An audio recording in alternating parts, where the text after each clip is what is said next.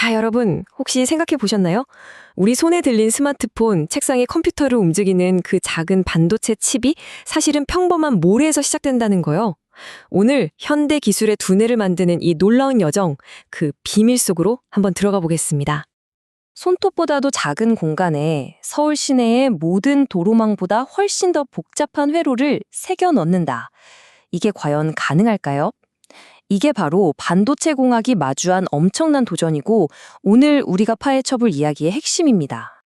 자, 이 어마어마한 과정을요, 이렇게 한번 상상해보면 어떨까요?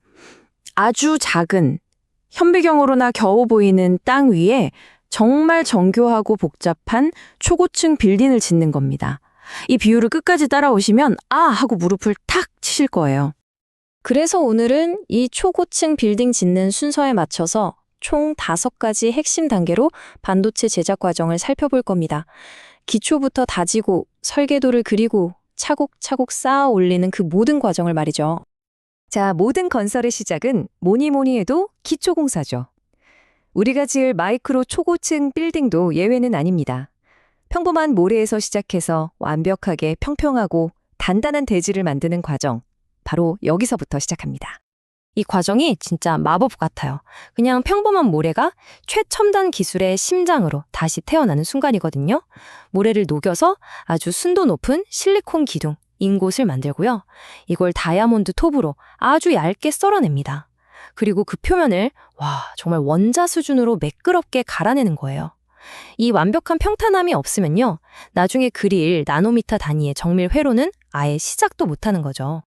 자, 이제 완벽한 대지가 준비됐으니 첫 번째 안전장치를 설치해야겠죠? 웨이퍼 표면에 아주 얇고 균일한 산화막을 입히는 산화 공정인데요.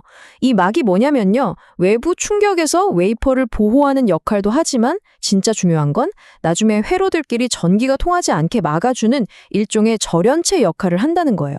아주 든든한 전기 방화벽이 하나 생기는 셈이죠. 자, 튼튼한 기초가 마련됐습니다. 그럼 이제 뭘 해야 할까요? 바로 건축의 핵심, 설계도를 그릴 차례입니다. 과연 수백만 개나 되는 회로를 이 작은 웨이퍼 위에 어떻게 정확하게 그려낼 수 있을까요? 그 비밀이 바로 포토 공정에 있습니다. 이름 기대로 빛, 즉 포토를 이용해서 그림을 그리는 기술인데요.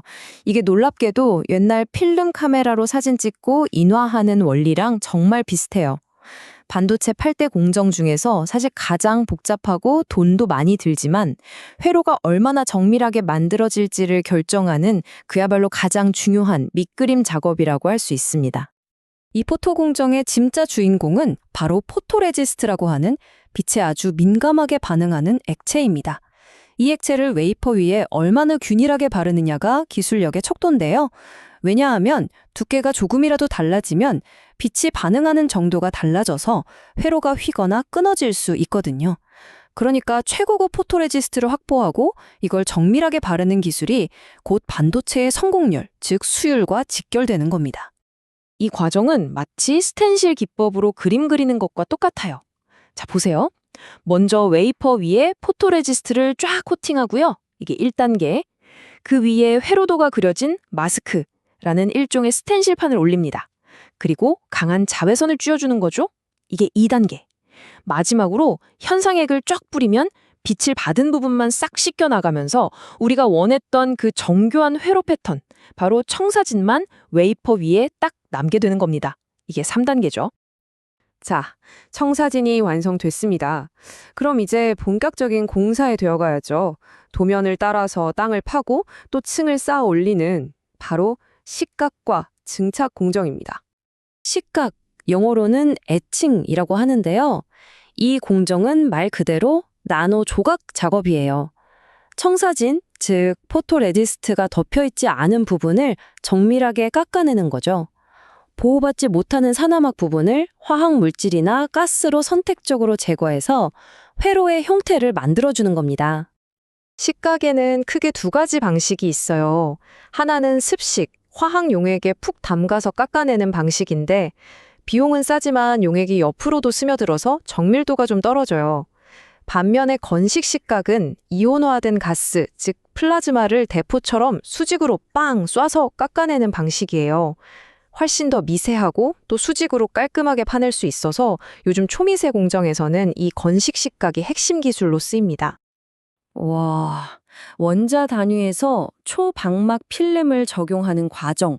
이 문장 하나가 증착, 즉 데포지션 공정이 얼마나 정밀한지를 딱 보여주죠. 식각으로 파는 공간을 포함해서 웨이퍼 전체에 절연막이나 전도성 막을 말 그대로 원자 한 층 한 층 쌓아 올리는 기술입니다. 빌딩의 각 층에 페인트를 칠하거나 벽지를 바르는 것과 비슷하다고 생각하시면 돼요. 그리고 바로 이 단계에서 진짜 마법 같은 일이 벌어집니다. 원래 순수한 실리콘은 전기가 통하지 않는 부도체거든요. 그런데 여기에 붕소나 인 같은 불순물 이온을 마치 총처럼 강하게 탕 쏴서 주입해주면 그때 비로소 전기가 흐를 수도 흐르지 않을 수도 있는 상태, 즉 진정한 의미의 반도체 세미컨덕터가 되는 겁니다. 자, 이제 빌딩의 각 층과 방들이 거의 다 만들어졌어요. 그럼 이제 이들을 서로 연결해서 전력도 공급하고 데이터도 흐르게 해야겠죠. 바로 배선을 연결할 차례입니다. 이것도 증착 기술을 이용하는데요. 웨이퍼 위에 구리나 알루미늄 같은 금속을 얇게 덮은 다음에 다시 포토 공정과 식각 공정을 반복해서 불필요한 금속 부분을 깎아내는 거예요. 이 과정을 수없이 반복하면 수십억 개의 작은 소자들이 거미줄처럼 촘촘하게 연결된 하나의 거대한 전기 회로망이 탄생하는 거죠. 자, 드디어 우리의 마이크로 초고층 빌딩이 완공됐습니다. 하지만 입주를 시작하기 전에 모든 게 완벽한지 확인하는 아주 엄격한 최종 검사를 통과해야만 합니다. 이게 바로 EDS, 정기적 특상 검사인데요. 웨이퍼를 자르기 전에 하는 첫 번째 품질 검사라고 보시면 돼요. 수천 개의 아주 미세한 바늘이 웨이퍼 위에 있는 수백 개의 칩 하나하나를 콕콕 찔러서 전기 신호를 보내보는 거예요. 그래서 너 제대로 작동하니? 너는 불량이구나 하고 미리 옥석을 가려내는 아주 중요한 과정입니다. 그리고 이 검사 결과로 나오는 게 바로 수율입니다. 웨이퍼 한 장에서 만들어진 전체 칩 중에서 정상적으로 작동하는 칩이 몇 %냐 하는 거죠. 만약 수율이 90%다. 그러면 10%는 버려야 한다는 뜻이에요. 그래서 반도체 회사들이 수율 1% 올리려고 그야말로 사활을 거는 거고요. 이 수율이 곧 그 회사의 기술력이자 수익성을 증명하는 가장 확실한 지표가 됩니다.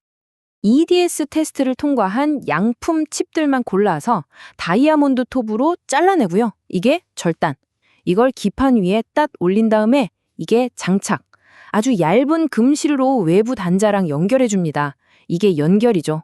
마리막으로 습기나 충격에 약하니까 우리가 흔히 보는 그 검은색 플라스틱으로 감싸주면 이게 성형.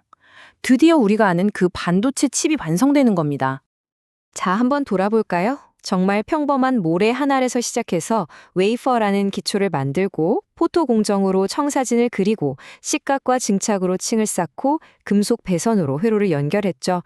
그리고 EDS 검사로 품질을 확인한 뒤 패키징까지 해서 우리 손안의 세상을 움직이는 이 작은 두뇌, 반도체가 탄생했습니다.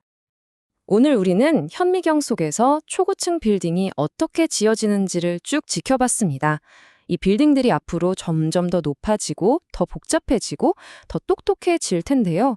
과연 이 작은 거인들은 우리를 위해 또 어떤 놀라운 미래를 만들어가게 될까요? 그 대답은 이제 막 시작되고 있습니다.